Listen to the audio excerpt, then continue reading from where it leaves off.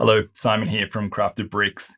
In this video, I'm going to share with you 7 reasons on why I think investing in Lego is a bad idea, especially given the recent increase in prices of Lego sets and the sheer volume of new and high quality Lego products that the Lego Group are producing and releasing on a month-by-month basis means that competition for people's money to spend on Lego has never been more fierce.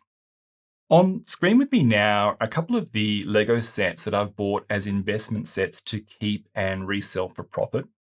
But after 7 years of investing in Lego with very mixed to average results, I've come to the conclusion that investing in Lego is not as good as it's made out to be. You may, for example, have seen some of those articles claiming that investing in Lego is better than investing in gold. And also that investing in Lego is more difficult than you may expect and often more of a hassle than it's potentially worth. I'm actively selling off the Lego sets that I have and do not plan to build for myself, and I've stopped buying extra Lego sets to invest in. The purpose of this video is to share the lessons and the insights that I've gained in the Lego investing space, which may help you to decide if investing in Lego is something that is right for you or not. I'll not only share the reasons I think investing in Lego is actually a bad idea, but if you watch to the end of the video, I'll also share a few tips that I've learned that may help you to improve your Lego investing if investing in Lego is something that you're doing now or that you plan to actively get into. Before I get to the reasons on why I think Lego investing is a bad idea, it is important that I go over how making money from buying and selling Lego, aka investing in it, is even a thing. I'm going to use a set of diagrams I mocked up in Canva. And as you'll see, investing in Lego really comes down to a supply and demand equation. When a Lego set is manufactured and released by the Lego Group, let's take the recently released Optimus Prime Lego set as our example. It has a period of unlimited supply, with anyone who wants one or more copies of that set able to buy it at the retail price set by Lego or its partner retailers. Of course, you have some scenarios where a set sells out on initial release, but usually after a few weeks, normal supply of the set resumes as Lego make more. In this period, you would not be able to buy and sell that set as a private seller or investor at a price that is higher than what you bought it for, because people can simply buy the set at its original retail price from Lego or elsewhere. The thing that makes buying and selling Lego a potentially profitable exercise is that Lego only manufacture specific Lego products or sets for a limited period of time. This may be as short as 6 months, but typically is anywhere between 1 to 3 years, or in some special cases, even longer. When Lego stop producing a Lego set, then we have a scenario where the supply of that Lego set is constrained, with copies of the set existing only as inventory in businesses, or in our case, in the cupboards, spare rooms, sheds, and garages of Lego enthusiasts and Lego investors.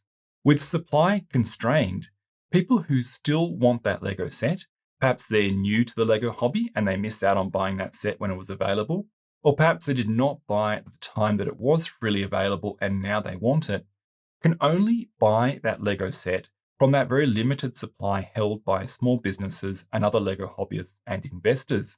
In this constrained supply scenario, those holding the Lego set can add a premium to the price that buyers have to pay if they want to own it.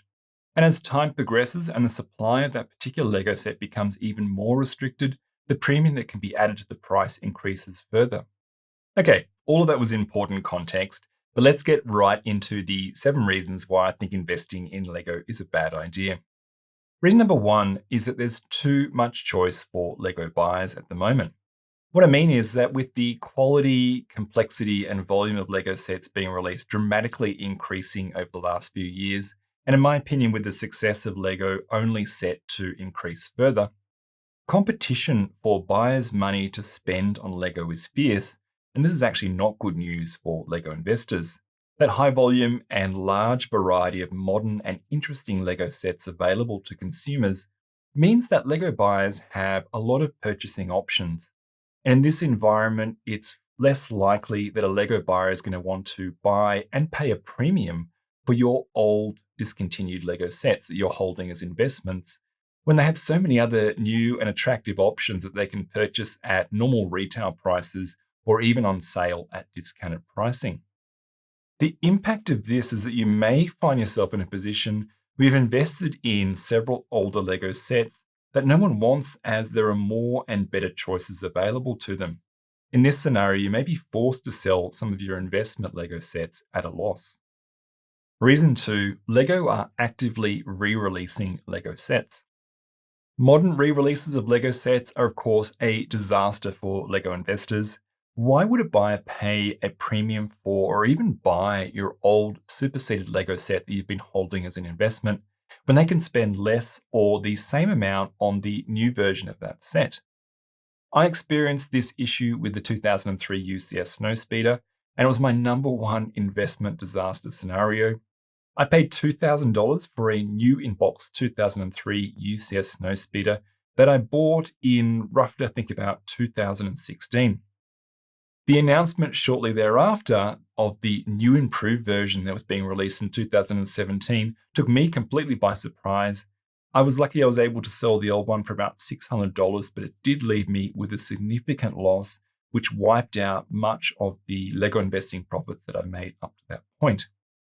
With Lego keeping set remakes secret, and we've seen a lot of recent examples of re-releases in the Star Wars UCS line, but also, say, in the Marvel lines or Harry Potter product lines, just to name a few, pouring your hard-earned money into investing in Lego sets can be riskier than you think. The impact is that set re-releases may mean that it is difficult or impossible to sell your investment older sets as they've been superseded and are simply no longer desirable. You may, like I did, have to sell your superseded set at a loss. Reason 3. Selling Lego sets at a premium price to people is harder than you think due to people always wanting more for less. It seems to be human nature when purchasing things that we are hardwired to crave a deal or to feel like we've scooped up a bargain or that we've gotten good value for money. With this in mind, I cannot tell you how many times I've listed a Lego set for sale on, say, Bricklink or my local classified site, only to be contacted again and again with people asking if I'll take a lower price than what I've listed. Even in the scenario where I've decided to sell the set at a loss, so maybe less than the retail price, and I've indicated that in the listing, people will still come back to me offering a lower price. And I've also found that in most scenarios, if I don't concede to offer some form of discount, buyers will just not bother to converse further with me. They'll likely go and try and find that set for a lower price from someone else. If you've sold any of your Lego sets, particularly if you're trying to sell them online, maybe you can relate to this experience. And on this point, also think back to your own last experience with buying a discontinued Lego set from a person. Did you just pay the price set by the seller, or did you yourself try and negotiate a lower price, maybe even asking them, say, for example, to throw in shipping costs for you? Does this sound familiar? I know I'm guilty of this myself. The impact is that although you may have profit goals for your Lego investments, the likely outcome is that the profit that you actually make is going to be much lower than you expect, as people will almost always only agree to a sale transaction if they feel they're getting a discount or a special buy. Reason 4, fees, and more fees. Have you ever tried selling a Lego set on eBay? If you do, you're going to lose 10% in eBay fees on your transaction, then another 3 to 4% in PayPal fees, and then again, you're going to lose on shipping costs if you've opted to include shipping in your listing price, which is almost mandatory these days to be able to make a sale. Selling on other platforms too, you're likely going to experience transaction fees that are going to cut into your profits. And if your profit margin is already low on the set that you're selling, and fees all but wipe out your profits or consume a significant amount of those profits, you have to wonder, was it worth investing in that set in the first place, especially if you've had to hold on to it for several years? So the impact is that fees and hidden selling costs can significantly reduce how much profit you can make from buying and selling Lego sets, and are the hidden detractor to investing in Lego that we rarely think about when purchasing Lego to invest in. Reason 5, Lego investments must be stored and cared for. As Lego is a physical asset, if you're going to invest in it, you're going to need the space to store the Lego sets that you've bought. and to make sure that you can keep those investment Lego sets in a new and perfect damage-free state for a minimum, I'd say, of about 2 years, but maybe even longer than that. This is actually quite an impost and means you may end up with cupboards and storage spaces overflowing with Lego sets that look a little bit like this. Also, you have to ensure that your investment Lego sets are stored properly so that they do not get crushed or damaged by water or heat or vermin. People simply will not pay a premium price for used or damaged Lego sets, or if they do buy them, they may only be open to doing so at a very low price. So the impact to you is that storing and keeping your Lego investment sets can involve a significant amount of space and care, more so than you may think. Reason 6, you may choose the wrong Lego sets to invest in. Choosing Lego sets to buy copies of and invest in can be a risky thing, as it requires a level of understanding of what Lego sets are popular with people and therefore are likely to sell well and also be popular in the secondary market in the future once those sets are discontinued. Not all Lego sets do well as investments. You cannot just buy any Lego set and expect it to be a good investment. You can easily get your investment choices quite wrong. The most common mistake, and I've been guilty of this myself, is to think that if you like a particular Lego set, that other people do as well, and that therefore it would make for a good investment choice. You may erroneously go out and buy extra copies of the set that you personally like, thinking they will do well as investments in the future, only to find there's actually no demand for them. So the impact is that you may invest in Lego sets that people don't actually want, or at minimum do not feel comfortable paying a premium price for, making it difficult to sell those sets to recover your investment funds. Reason 7, Lego investment transactions are time-consuming and are physical. The nature of buying and selling a physical asset is that there is a lot of time and work involved to execute each transaction, often more than you think. While I think the buying side of Lego to invest in is reasonably straightforward, most of us purchase Lego sets online from Lego themselves or a retailer and have them delivered to our homes. The time-consuming part comes in selling them. You're going to have to list the item for sale, deal with inquiries, facilitate the transaction, maybe meeting the buyer in person to physically hand the set over. Or most often you'll have to pack and box up the set, take it to the post office and post it off yourself. Yes, it all might sound straightforward, but in practice, selling can be surprisingly time-consuming and sometimes difficult to juggle in with the other commitments that you may have going on in your life, especially if you're selling multiple sets at the same time.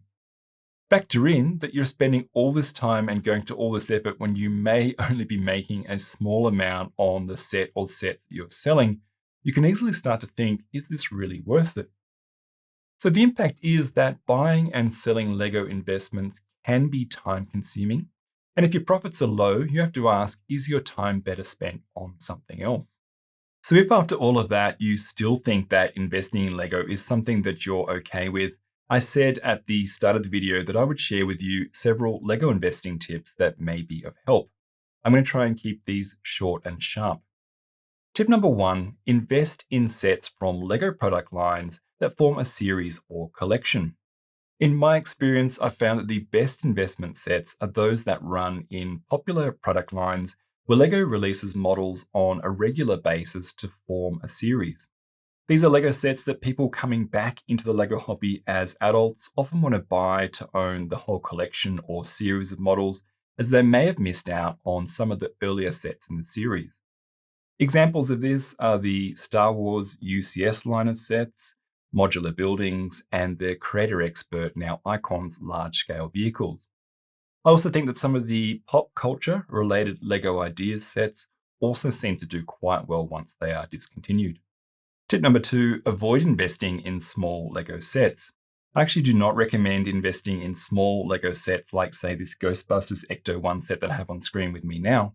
Yes, you can make a small profit on selling smaller sets like these, but you'll find that you're going to have to buy and sell high volumes of these smaller sets to make any decent gains. And given the time and effort overhead involved for each transaction, you're actually better off investing in a few mid to large scale sets which have a higher profit margin, and you can actually end up making the same end profit that you would selling a high volume of the smaller sets. Tip number 3, which is related to what I was just talking about, is that I recommend investing in mid to large scale sets as they seem to be the easiest to profit from.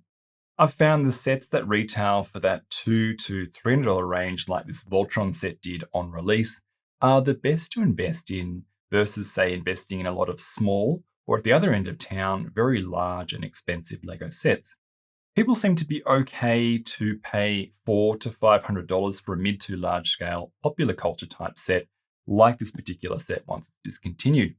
In comparison, if you buy very large high value sets like, say, the $1,300 UCS AT-AT, very few people are willing to pay crazy prices for that set at retail, and even fewer people will be willing to pay a premium for that set on the secondary market once they've discontinued, as it seems just far too expensive. So I don't think those large scale sets make for good investments. Tip number 4, don't hold on to your Lego investment sets for too long. Once you can see that you can make a modest profit from a Lego set that you have bought as an investment by, say, checking online on what prices that set is selling for, sell it and take your profits.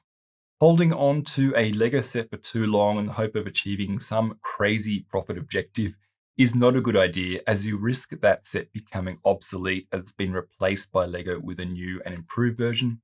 Or over time, you may find that demand for that set naturally falls away as it is old and does not compare well with modern and new release Lego sets. So in my opinion, it's better to take modest profits early to then be able to roll those profits into your next investments versus hanging out for those big payoffs. Tip number 5, if possible, wait for a sale to buy Lego sets to invest in. When a Lego set is released that you think you'd like to pick up a second or a third copy as an investment, I recommend waiting 1 to 2 months after it's been released to buy the set on sale from a Lego retailer. That 10 to 20% discount offered off the base retail price when you buy it is going to translate to a better opportunity to profit later on.